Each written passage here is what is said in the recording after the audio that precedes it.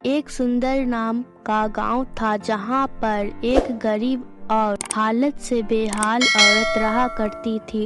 की 4 बेटियां थी। जो सबसे छोटी बेटी थी उसका नाम नन्ही परी था। चारों बेटियां अपनी माँ से नई नई चीजों के लिए खूब लड़ा करती थी और उन चारों की हर रोज कुछ ना कुछ डिमांड रहा करता था, जैसे कि उन्हें मार्केट में कचौड़ी खानी है, समोसा खाना है, पिज्जा खाना है, बर्गर खाना है। जो भी वह कुछ मार्केट में नया देखती वह अपनी माँ से मांगने लगती, पर माँ कहाँ से लाकर दे देती, क्योंकि वह तो बेचारी 2 वक्त का खाना भी बड़ी मुश्किल से जुटाकर अपनी चारों बेटियों का पेट भरा करती थी।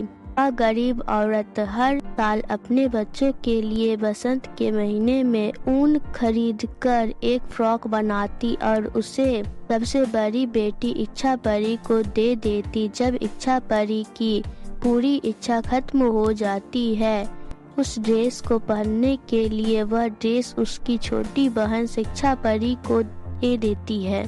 फिर शिक्षा परी उस फ्रॉक को पहनकर अपनी तीसरी बहन कीमती परी को दे देती है। जब कीमती परी की इच्छा पूरी हो जाती है उस ड्रेस को पहनने की, तो वह ड्रेस सबसे छोटी बहन नन्ही परी को दे देती है और नन्ही परी उस ड्रेस को पहनकर बड़ी खुश होती है। इस तरह से वह गरीब महिला अपने बच्चों को भरण पोषण कर रही थी और उसकी ख्वाहिश पूरी कर रही थी। चारों बहनों की आपस में खूब बनती थी और आपस में ही खेला करती थी।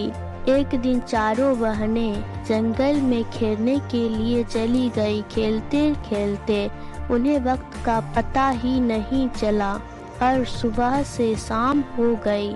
सबसे बड़ी बहन ने कहा कि अब हमें घर चलना चाहिए, काफी अंधेरा हो चुका है। वह चारों बहनें घर की ओर जाने के लिए जंगल से निकली। छोटी बहन नन्ही परी को बाग में फूल दिखाई दिया।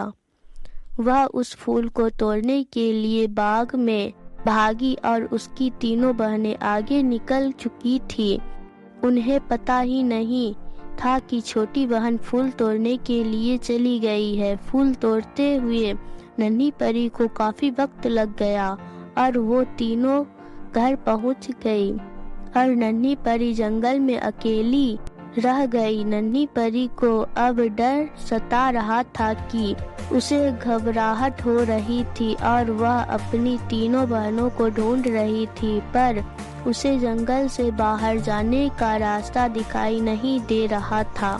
नन्ही परी अपनी बहनों को ढूंढने के लिए पूरे जंगल के चक्कर लगा रही थी। खूब जोर जोर से अपनी बहनों का आवाज दे रही थी। वह फिर भी अपनी बहनों को ढूंढ ना पाई। फिर अचानक से नन्ही परी की ड्रेस एक कांटे वाले पेड़ में अटक जाती है और उसकी ड्रेस फट जाती है, जिससे नन्ही परी को रोना आता है और वह मन ही मन सोचती है कि अब तो मुझे नई ड्रेस अगले साल तक ही मिलेगी, बीच में मुझे कुछ भी नहीं मिलेगा और घर जाऊंगी तो माँ और बहनें सब मुझे पर चिल्लाएगी और मुझे मारेंगी भी।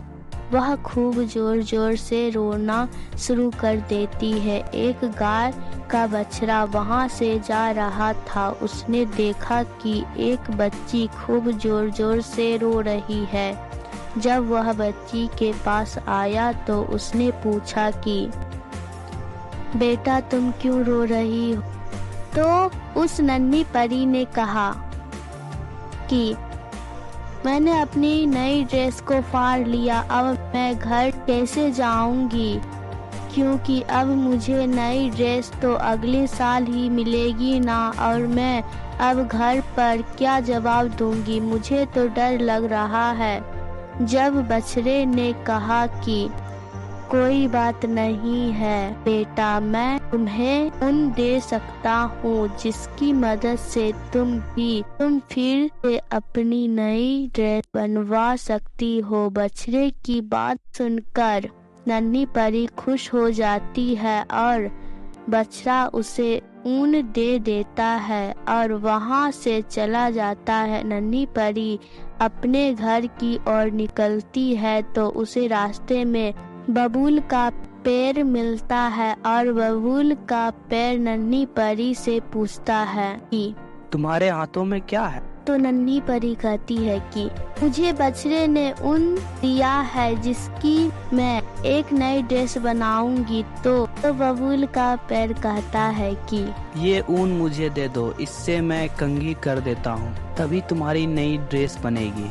और नन्ही परी ऊन को बबूल के पेड़ को दे देती है तो बबूल का पेड़ अपने कांटों की मदद से उसे घंटी करके नन्ही परी को वापस दे देता है। नन्ही परी अपने घर की ओर निकलती है तो आगे बढ़ते ही कुछ दूरी पर नन्ही परी को एक चूहा दिखाई देता है और वह नन्ही परी से पूछता है कि तुम्हारे हाथों में क्या है? तो नन्ही परी कहती है कि मेरे हाथ में ऊन है, तो मुझे एक बछड़े ने दिया है नई ड्रेस बनाने के लिए। मैंने सबसे पहले बबूल को दिया तो बबूल के पेड़ ने अपने कांटों से इसे सीधा करके मुझे दे दिया।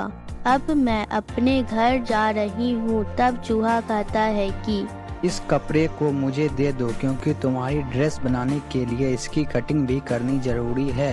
लाओ, मैं इसे अपने तीखे दांतों से इसकी कटिंग करके तुम्हें दे देता हूँ।